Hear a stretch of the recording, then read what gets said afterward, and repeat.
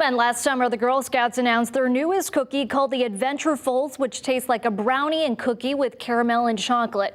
But because of COVID and labor shortage, the Girl Scouts say that cookie is low on inventory. This is because the Girl Scouts work with two different factories, Little Brownie Bakers and ABC Bakers. Unfortunately, Little Brownie Bakers has been hit hard by labor shortage this year.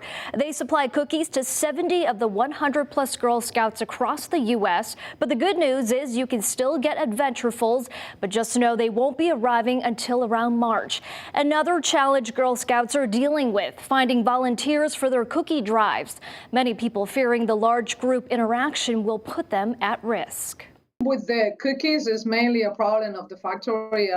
Like many of the businesses are having a shortage of employees and lack of the ingredients. I'm not sure if that is the case of the Adventurefuls. I do know the factory was having problems with employers, and I think something that people got to think about it. The world has lost thousands and millions of people during the pandemic. So many of those people could have been employees at the factories.